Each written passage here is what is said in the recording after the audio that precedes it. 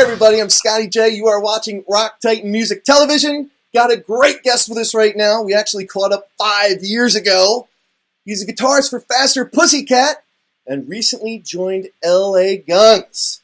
When we last spoke, he described himself as a cool breeze on a summer's eve.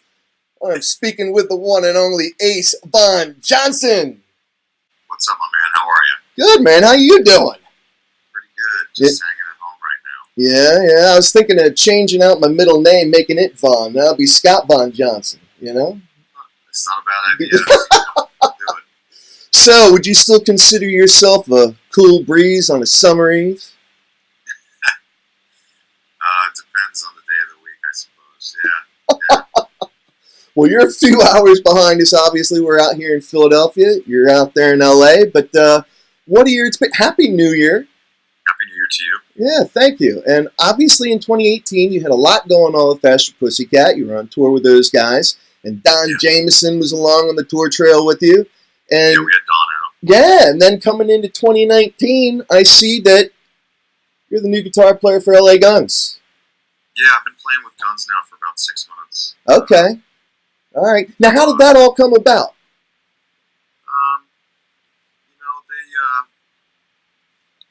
They kind of asked me if I'd start playing with them a while ago, and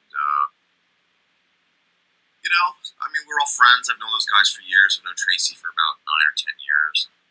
Johnny Martin, the bass player in A.Guns, for about 15 years, and just you want to work with people you're friends with and that you know you can get along with and whatever. And they called a couple times, and scheduling it just didn't work out. But when they called me in July and said they needed someone pretty much in and out for the remainder of the year, they sent me their tour itinerary of everything for the rest of 2018, and nothing conflicted with Pussycat. So I said, sure, why not work? Work is good. Yeah, work is good. So off I went and did the rest of the dates with those guys in between Pussycat shows and vice versa. And yeah, so that was kind of it. It was pretty simple. It wasn't like some audition or whatever. It was just they needed a guy, and they called me before, and it wasn't going to work, and they called me this time, and it worked out scheduling wise, and here I am in both. So. Well, clearly you know your 80s rock and roll. Obviously being with Faster Pussycat and A.Guns, I guess that, would it be safe to say that, kind of the glam metal, hair metal, that whole 80s metal rock and roll era, that's your wheelhouse, that's your passion, yeah? No. No? Yeah, you're going to tell me you're in the country, right? How candid do you want me to be? I'm 30, I just turned 36 a week ago, so when this stuff was in its peak, I was 6, 5, 6, 7, 8, 9, Right. 10. It wasn't really rocking out, Right. I was a child, so I kind of missed it by about 2 or 3 years. Some of the first records I bought were all circa 90, that were relevant when they came out, if you will, or new, I should say, were circa 94, 95, 96. So Okay. that was when I was, 5th grade, 6th grade, or whatever, middle school. So, no, I hate to disappoint. I wasn't. That's funny. Well, how did you get into it then? I was in a project.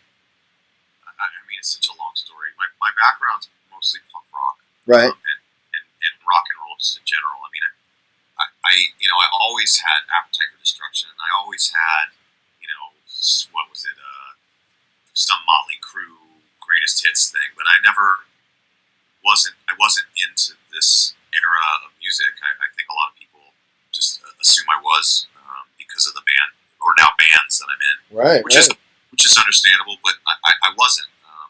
I had the first Faster Pussycat record. I bought that when I was in my 20s, just because I liked how raw and punk. It's basically a punk album. If they had short hair on that record, you'd think it was a punk rock band. I used to actually think Bathroom Wall was some obscure New York Dolls song or something like that. In the same sense that I thought Mother and by Danzig and Firewoman by The Cult were the same band when I was a kid. This was before the internet, etc. And so I didn't know anything better. But I was doing a lot of punk rock bands, and I had a booking agent named Charlie Overby who saw me perform, and he was like, "Oh, you're tattooed and you have black hair and you play Les Paul. Why are you in these kind of goofy punk rock bands? Why don't you?"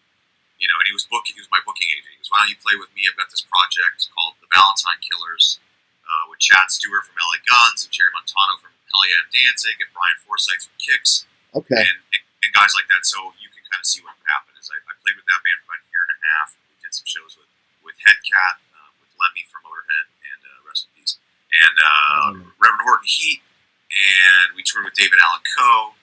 And it was sort of a mix between Social Distortion meets Bruce Springsteen with a little bit of Americana, outlaw country, some Shooter Jennings kind of vibe in it. And so that's how I met Chad, and then later on Danny from Faster Pussycat. This was probably 2007 or 8. Right on. Circa 2009, they said Pussycat needed a guitar player. I was 25, and I filled in for 8 minutes, and then I went and I did my first tour with them in 2010, and shortly after I became a member. I was 26 then, and the rest is kind of history. So that was it. So if you had asked me in 2009 who the guy in Enough's Enough, or the singer of Bang Tango, or the second drummer of A.Guns, or what Bullet Boy's single was popular, I wouldn't know. So it's been guilty by association. Of course, now those guys are all my peers and my friends and my drinking buddies and guys I do listen to, but I didn't know a Cinderella song other than Don't Know What You Got Till It's Gone until then, and now I'm a huge Cinderella fan. But that's neither here nor there. But it all didn't occur until long after I sort of joined the ranks, if you will. I wasn't a fan looking to join 80s hard rock bands. It just kind of happened. Right on, man. That's a wild history, man. That's actually a really cool story. Because like you said, I mean, because you're in Faster Pussycat and A.Guns, you just normally assume that, you were a fan of the bands, and kind of grew up with the music, and that was your thing. And that was not the case at all. No, I mean, I'm a fan of music. I tell people all the time. I did an interview recently where they said, "What's the most obscure thing in your collection?" I said, "Oh, I don't know, Vivaldi or Enya, or, I mean, like..." Oh, come on! You got Enya?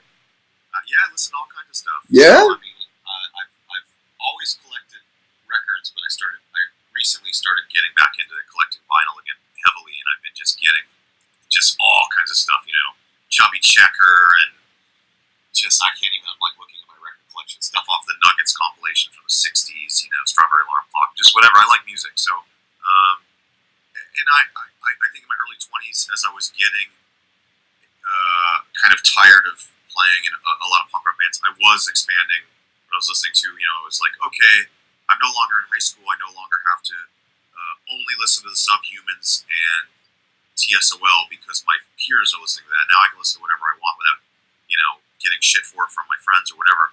And I started listening to, more stuff. And, that's when I bought the first A.Guns record. I think I was like 20. I just...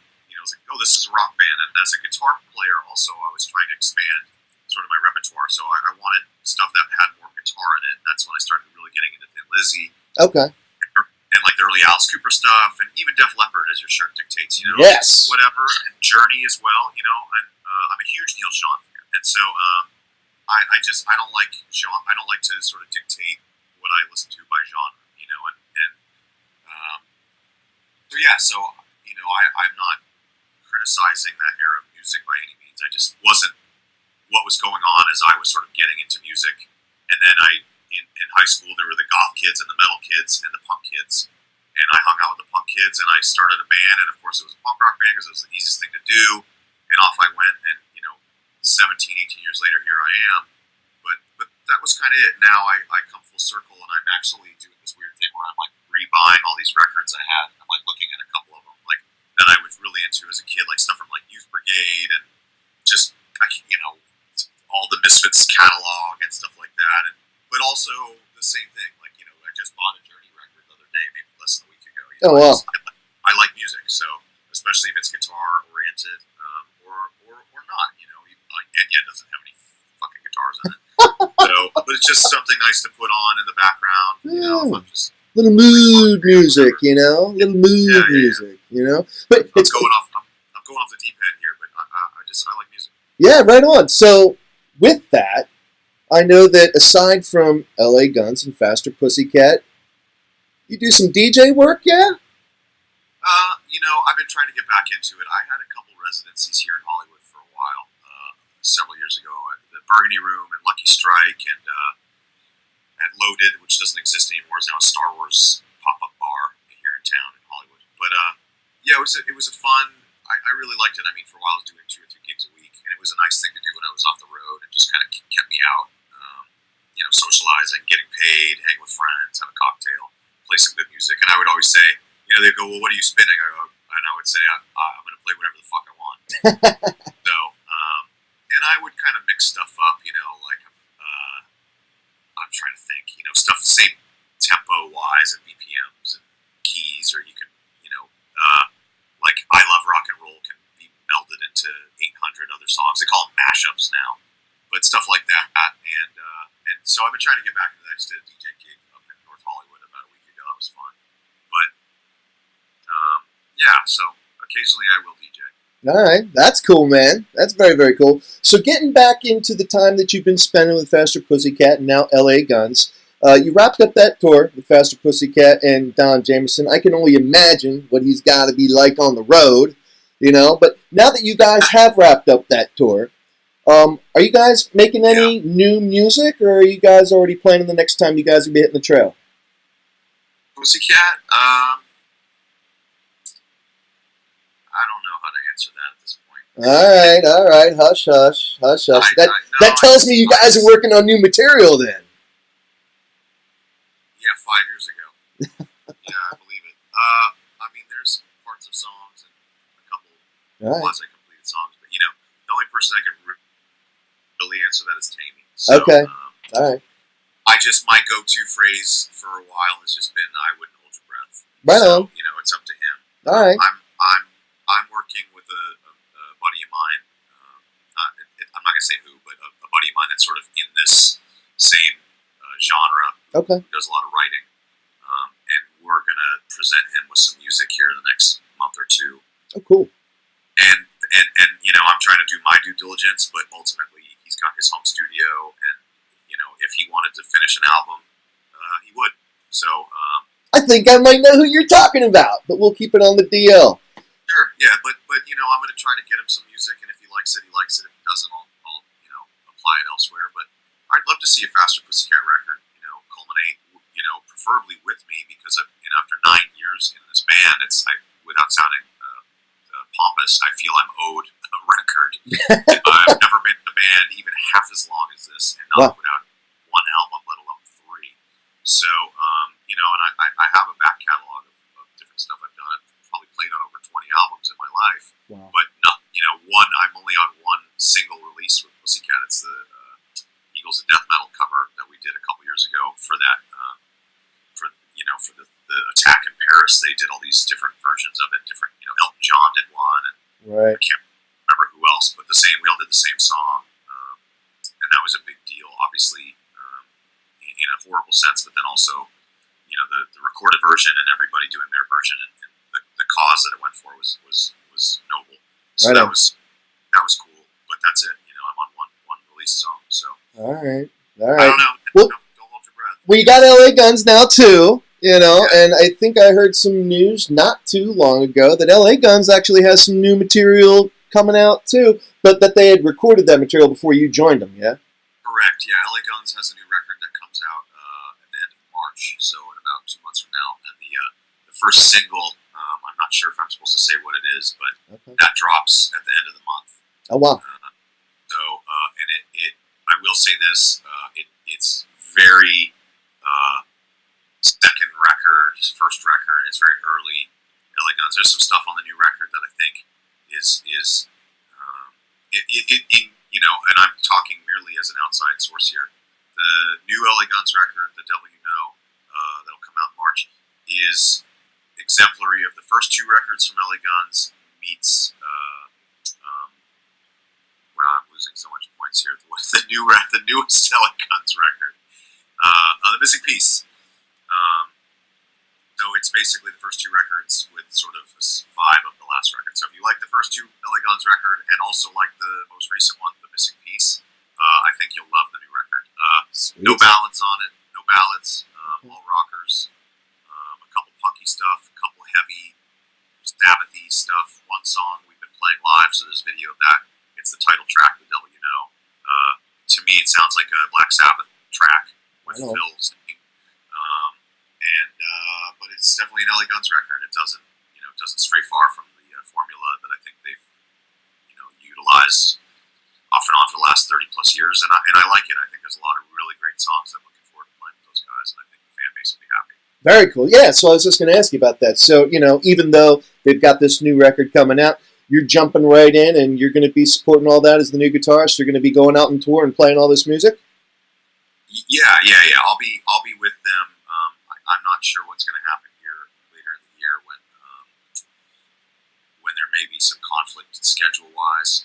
With Pussycat, you mean? With Pussycat, yeah. And A.Guns. I know Adam Hamilton, who's been playing rhythm with A.Guns off and on here for the last few months.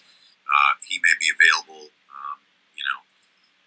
I may have to sub out for Pussycat. I may have to sub out for A.Guns. I don't know. I haven't gotten that far. So right now, I've got my next four months ahead of me, where it's one and then the other, and then one and then the other. So I'm not going to stress about that until we get there. But yeah, so I'll be out with A.Guns intermittently, and out with Pussycat intermittently, and Pussycat's getting ready to go to Australia here in about 4 weeks. We'll be down for a long weekend for the first time in almost 12 years.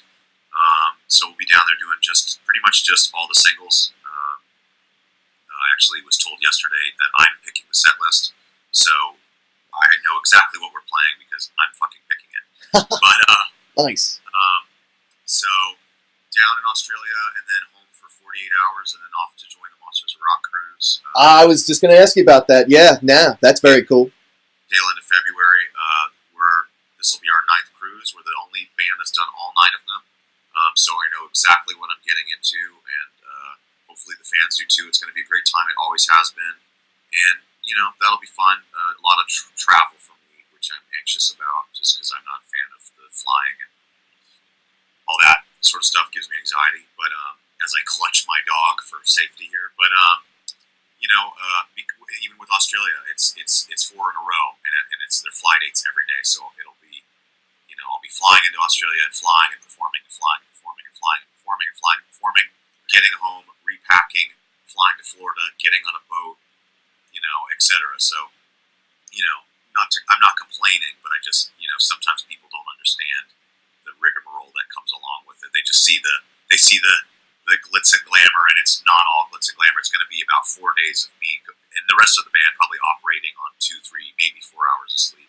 So that's brutal, man. Life of a rock star, man. The life of a rock star. But like you said, I mean, everyone sees the glitz and the glamour, but the rigors of touring as aggressively as you are, obviously it's very challenging. But again, it's also nice to be gainfully employed, So yeah, well, I mean, I'm definitely doing what trust me, plenty of people are complaining about not having, which is having a steady gig, and not to brag, but now I have 2 of them. Right on. So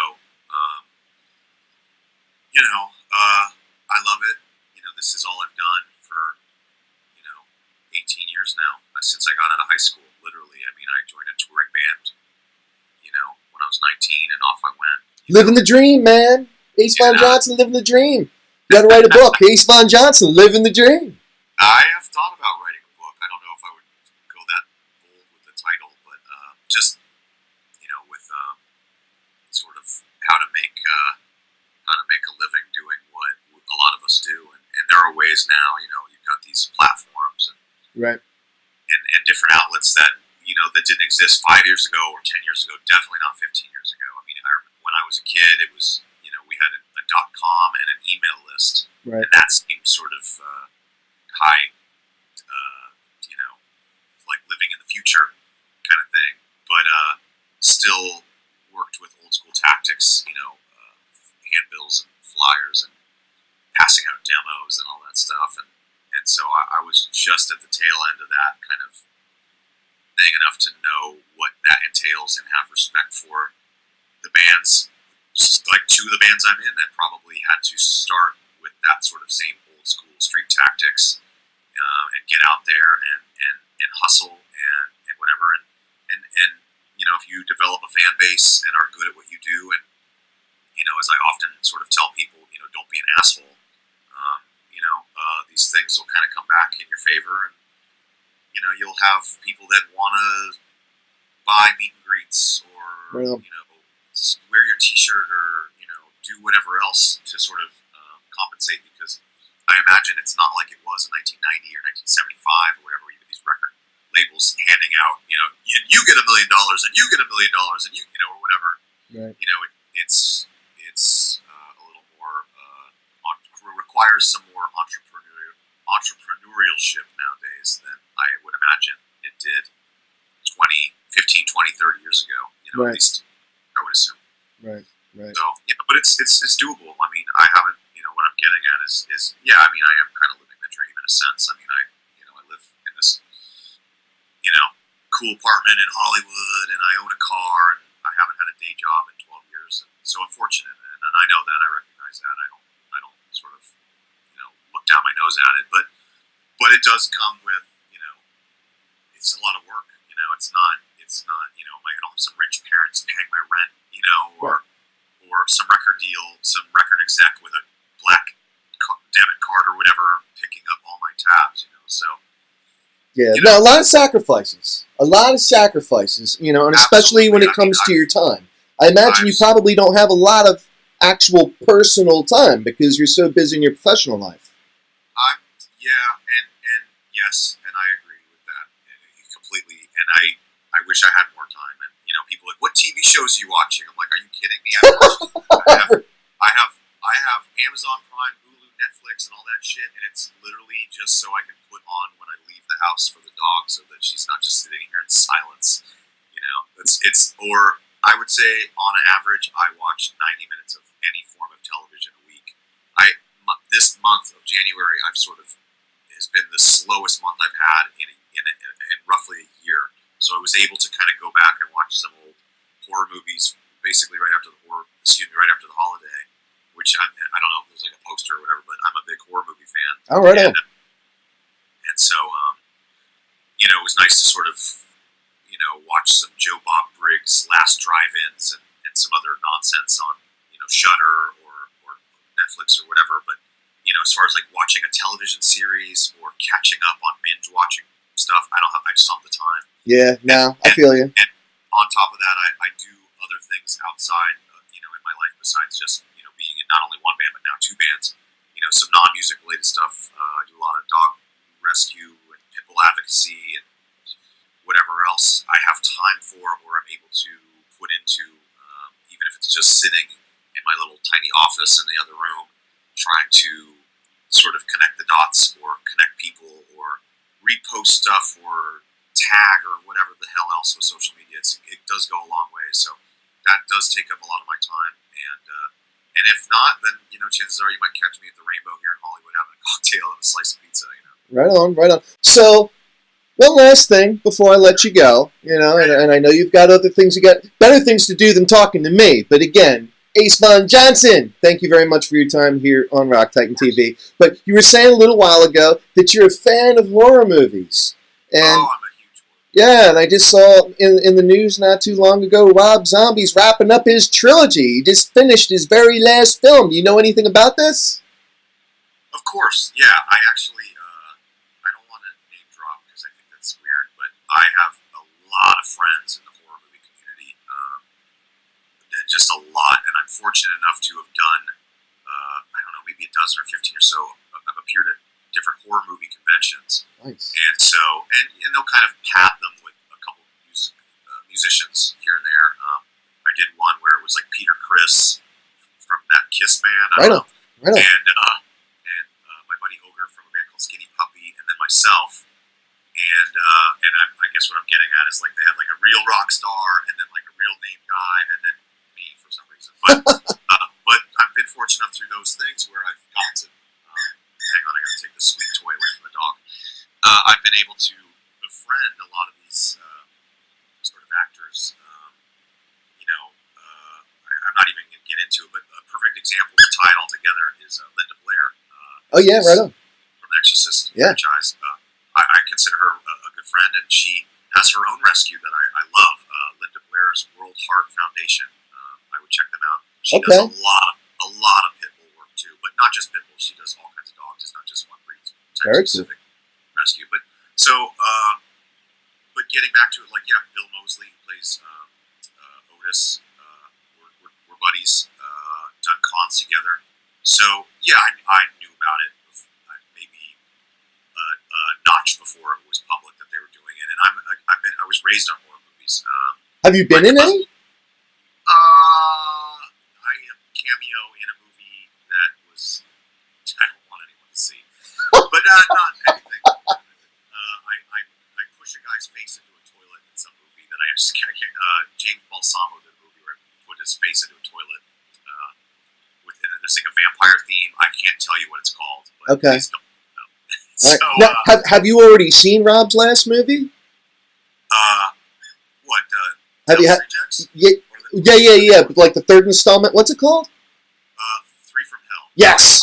No, I haven't seen it. No. Okay. But I mean, I knew it was being made without sounding like an asshole. I knew it was being made before it was public. Right on. No, that's very cool. I have a friend who's an actress who's in the movie, so that's how I know. All right, nice. But yeah, I'm a huge horror movie fan. I actually collect vintage one sheets from, I've got like a Creature from the Black Lagoon one, and I've got an original Boris Karloff, The Terror.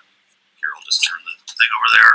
Well, I know you don't get to watch a whole lot of TV or anything because of your time, but just because of your fandom here that you're talking about, do you know Svengoolie? Are you familiar with Svengoolie? Yeah, I'm very familiar with Svengoolie. Yeah, you watch Svengoolie?